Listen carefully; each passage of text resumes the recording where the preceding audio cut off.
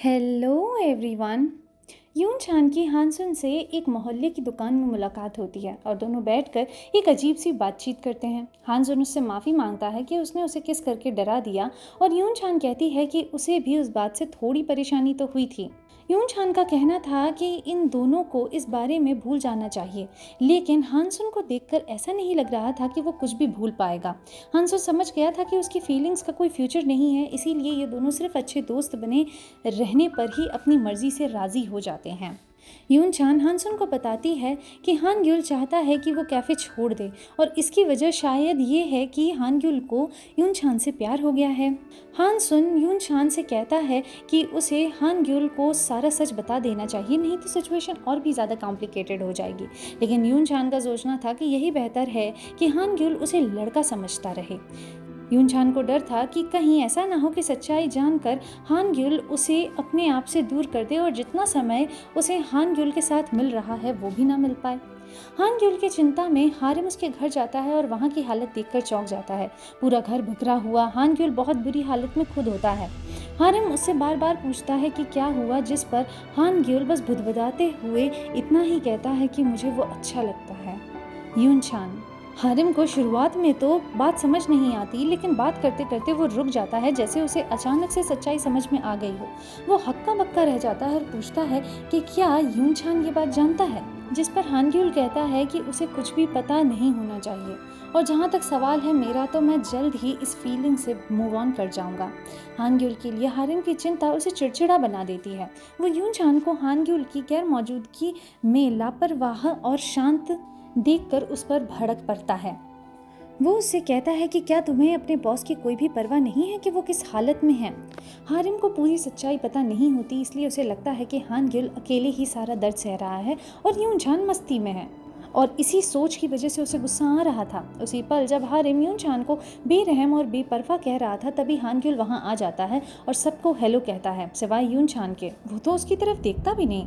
यून चान अपनी आंखों में आंसू रोके सुनकी से कहती है कि उसके चेहरे से लग रहा है, हान ग्युल के चेहरे से लग रहा था जैसे कि उसने बहुत कुछ सहा हो, और सुनकी इस बात में सहमति जताता है।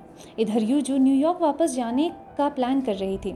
हानसुन उससे पूछता है कि क्या तुमने फैसला कर ही लिया है, जिस पर यूजू कहती है कि 3 ऑप्शंस हैं, या तो मैं चली जाऊं, या तो मैं रुक जाऊं, या फिर ना मैं जाऊं ना मैं रुकूं, हम बस ब्रेकअप कर लें। कौन सा ऑप्शन तुम्हें सबसे ज़्यादा अच्छा लगता है? हानसुन कहता है कि उसे थोड़े समय की ज़रूरत है। यूजू उससे पूछती है कि कितना, 1 हफ्ता, 10 दिन, कितना? तुम्हें क्या लगता है तुम कितने वक्त में हील हो जाओगे? उसी रात जब सब सफाई कर रहे होते हैं, हान ग्युल और यून चान एक दूसरे की तरफ चुप चुप के देखते हैं, लेकिन हान ग्युल हर बार तुरंत अपनी नज़र फेर लेता है। हारिम उससे पूछता है कि क्या इतना मुश्किल है उसकी तरफ देखना? सब कुछ साफ साफ तुम्हारे चेहरे पर लिखा है। इतने टेंशन में हो कि उस दिशा में मुड़ भी नहीं पा रहे हो जहाँ यून चान है। यून चान बाहर खड़ी उसका इंतज़ार करती है, लेकिन हान ग्युल उसे पूरी तरह से नज़रअंदाज करता है। वह सख्ती से कहता है कि मेरे पास मत घूमो, मुझसे दूर रहो और मेरे मामलों में दखल मत दो। अगर पसंद नहीं तो सामान उठाओ और चलती बनो यहाँ से। यून चान उसकी इस बेरुखी पर तिलमिला जाती है और अपनी स्कूटी उसके कार के सामने ले जाकर खड़ी कर देती है, जिससे उसे मजबूरी में यून चान की तरफ देखना ही पड़ता है। हान ग्युल गुस्से में हॉर्न पर हाथ रख देता है, लेकिन यून चान उसे नाराज नज़रों से बस घूरती रहती है। उधर हारिम को अभी भी लगता है कि यून चान को हान ग्युल के जज्बातों का कोई अंदाज़ा ही नहीं है। वो उससे पूछता है कि उसे होमोसेक्सुअलिटी के बारे में क्या लगता है, पर यून चान का इस बारे में कोई खास ओपिनियन था नहीं। हारिम मदद करने की कोशिश करता है, एक कॉफ़ी डिलीवरी का बहाना बनाकर, ताकि हान ग्युल और यून चान के बीच में मामला थोड़ा नॉर्मल हो जाए। हान ग्युल पहले साथ जाने का प्लान बनाता है और फिर अचानक पेट दर्द का बहाना बनाकर यून चान को हान ग्युल के साथ भेज देता है। यून चान माहौल हल्का करने की कोशिश करती है, बात को नॉर्मल बनाए रखने की भी कोशिश करती है, लेकिन हान ग्युल की चुप्पी उसे और चिढ़ा रही थी। जैसे ही वो कार में बैठती है, यून चान रेडियो ऑन कर देती है, जिसे हान ग्युल तुरंत बंद कर देता है। इसी बात पर दोनों की बहस शुरू हो जाती है और रेडियो को लेकर छोटी सी जंग छिड़ जाती है। हान ग्युल गुस्से में यून चान को कार से बाहर निकलने को कहता है। जब वो नहीं निकलती तो वो खुद आकर उसका दरवाज़ा खोलता है और उसे पकड़कर बाहर खींच लेता है। यून चान गुस्से में उससे पूछती है कि तुम मेरे साथ ऐसा क्यों कर रहे हो, क्यों ये खेल खेल रहे हो मेरे साथ? कभी तो तुम मुझे एक्सेप्ट कर लेते हो और कभी तो धुतकार देते हो। यून चान ये तक कहती है कि तुमने कहा था कि मैं तुम्हें पसंद हूँ, तुमने कहा था कि तुम मेरे साथ भाई वाला व्यवहार करोगे, जिस पर हान ग्युल उस पर तंज कसते हुए कहता है कि तुम तुम्हें क्या लगता है कि मैं तुम्हारा भाई बन जाऊंगा? क्या तुम्हें ये सब कुछ ठीक लग रहा है? यून चान, जिसकी आंखें नम और आवाज़ कांप रही थी, कहती है कि उसे भी ये सब कुछ अच्छा नहीं लगता। लेकिन तुम्ही ने तो कहा था कि तुम्हें मैं लड़की बनकर पसंद नहीं हूँ, लड़के की तरह ही पसंद हूँ। और अब 1 महीने में तुम अमेरिका चले जाओगे, उसके बाद मैं क्या करूँगी? यून चान कहती है कि मुझे समुद्र का किनारा बहुत अच्छा लग रहा था, मैं अकेले ही ठीक थी। फिर तुम आए और सब कुछ बदल गया। हान ग्युल कड़वे लहजे में कहता है कि तुम्ही ने तो कहा था कि मुझे छोड़ दो ताकि तुम अपनी फीलिंग से बाहर आ सको। अब वही चीज़ मैं दोहरा रहा हूँ कि मुझे छोड़ दो ताकि मैं अपनी फीलिंग से बाहर आ सकूँ। जब यून चान वापस गाड़ी की तरफ नहीं जाती तो हान ग्युल उसे खींच ले जाता है और कहता है कि बस 1 महीना, 1 महीने में सब खत्म हो जाएगा, मैं भी झेल लूँगा, तुम भी झेल लो। यून चान कहती है कि तुम्हारे लिए तो ये सब कुछ खत्म हो जाएगा जैसे ही तुम चले जाओगे, तुम्हें परवाह नहीं कि पीछे कौन छूट जाता है। उसकी बात पर हान ग्युल गुस्से में कहता है कि अपना मुंह बंद रखो और अगर एक भी शब्द बोला तो मार खाओगी। गाड़ी में पूरी तरह चुप्पी छा जाती है। हान ग्युल चुपके से यून चान की तरफ देखता है जो गुस्से में अपने आंसू पोंछ रही होती है। फिर थोड़ी देर बाद, शायद थोड़ा पछतावे और समझौते के तौर पर, वो रेडियो ऑन कर लेता है। बाद में यून चान अपनी बहन यून साई से बात करती है, जो इस बात से चिड़ी हुई थी कि मिनयूब उसे इग्नोर कर रहा है और यही बात उसे पागल कर रही थी। यून चान यून साई को बताती है कि हमारी ज़बरदस्त लड़ाई हो गई है। हानगिल कह रहा है कि मैं उसकी लाइफ मुश्किल बना रही हूँ। मैं इतनी बेवकूफ़ क्यों हूँ यार? सोचती हूँ तो असल में वो तकलीफ़ में ही तो है।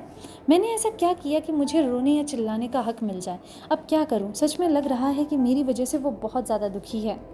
उसकी इन बातों पर यून सान उसे चिल्लाते हुए कहती है कि तो फिर सच बता दो, उसे बता दो कि तुम एक लड़की हो।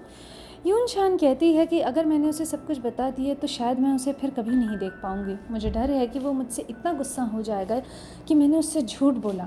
हो सकता है कि ये सही तरीका ना हो, लेकिन वो वैसे भी 1 महीने में अमेरिका चला जाएगा, सिर्फ 1 महीना, और उसके बाद फिर तो वो मुझे याद भी नहीं रखेगा।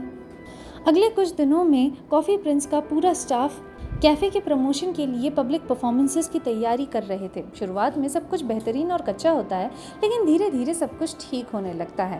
हान ग्युल और यून चान अब भी एक दूसरे से बात नहीं कर रहे थे, वो बस एक दूसरे को चुपचाप देखा करते थे। एक साइलेंट लेकिन एक दिल को छू लेने वाला सीन होता है जहाँ हान ग्युल गंदे प्लेट्स उठाकर किचन में ले जाता है जहाँ यून चान बर्तन धो रही थी। धीरे धीरे वो उसके पास आकर साथ में बर्तन धोने लगता है, फिर बर्तनों का बहाना बनाकर यून चान के करीब आता है और आखिरकार जब दोनों का हाथ साबुन भरे पानी में एक साथ हो जाता है तो दोनों ठिठक जाते हैं, पूरी तरह से शांत, हैरान, उलझे हुए। लेकिन हान ग्युल जल्दी से अपना हाथ पीछे खींच लेता है और वहाँ से चला जाता है। यून चान पर एक लड़कियों का झुंड, जो कि यून साई और उसकी दोस्त थी, उस पर ओप्पा कहकर उसे मिलती हैं। हान ग्युल ऊपर से ये सब कुछ देखता है और परेशान हो जाता है कि यून चान को इतनी सारी लड़कियों का अटेंशन मिल रहा है। फिर हान सुन का आना और यून चान को उसको फूल देना हान ग्युल की बेचैनी और भी बढ़ा देता है। परफॉर्मेंस दो ज़ोरदार शुरू होती है। मिन यूब एमसी होता है। वे सभी कॉफ़ी से जुड़ी चीज़ों से बने इंस्ट्रूमेंट्स, कॉफ़ी बीन्स, क्रेट्स, बर्तन का इस्तेमाल करते हैं और गाना बजाना और डांस करते हैं। यून साई भी मिन यूब को स्टेज पर देखकर इम्प्रेस होती है क्योंकि उसे काफ़ी अटेंशन मिल रही थी। परफॉर्मेंस के बाद हान सुन हान ग्युल के साथ बैठता है जबकि बाकी सभी लोग बस डांस कर रहे थे। जब सुन के यून चान को डांस के लिए पकड़ता है तो हान ग्युल की जलन और भी बढ़ जाती है और मिन यूब बीच में जाकर यून चान की जगह ले लेता है। सिचुएशन और भी ज़्यादा खराब तो तब हो जाती है जब यून चान हान सुन को गिफ्ट देती है। ये गिफ्ट था वो कॉफ़ी बीन्स जो उसने पहली बार खुद रोस्ट की थी। हान सुन खुशी में कहता है कि मैं इस कॉफ़ी को कभी नहीं पीऊंगा बल्कि इसे संभाल कर रखूंगा। हान ग्युल अपनी जलन को रोक नहीं पाता और हान सुन और यून चान दोनों को तंग करने लगता है। हान सुन से कहता है कि वो यून चान को ऐसे देख रहा है जैसे कि वो लड़की हो। हान सुन बस हंस के उसे समझदारी से देखता रहता है, जबकि हान ग्युल यून चान को लगातार चढ़ाता रहता है। वो हान सुन से पूछता है कि वो यून चान को इतनी अटेंशन कैसे झेल लेता है, वो तो खुद नहीं कर पाता।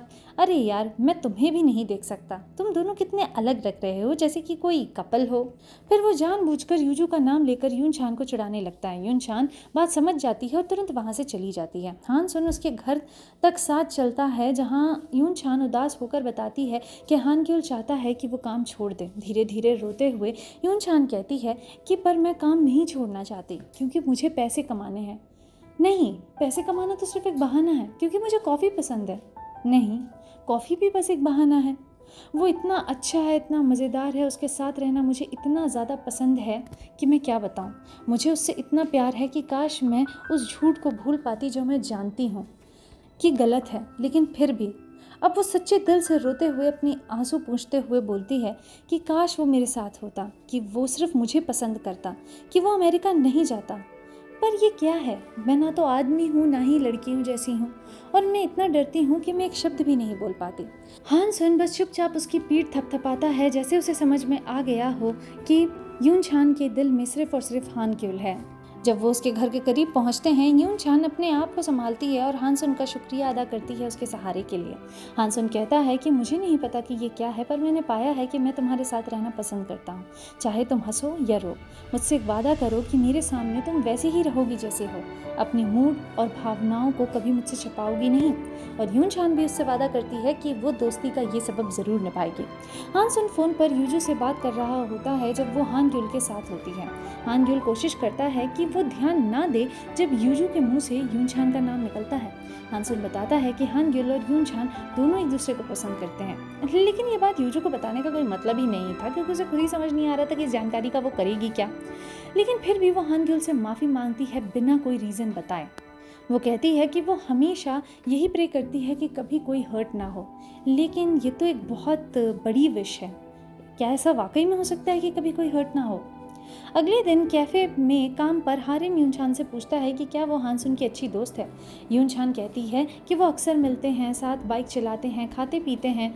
वहीं पास में खड़ा हान ग्यूल ये सब कुछ सुन तो रहा था, लेकिन उसे ये सब कुछ सुनकर बिल्कुल भी अच्छा नहीं लग रहा था। एंड में हान ग्यूल उठकर यूनछान को देखता है और ध्यान देता है कि उसके एप्रन की बेल्ट खुली हुई है। बिना बताए वो उसके पास जाकर उसके चारों ओर हाथ डालकर बेल्ट ठीक करता है।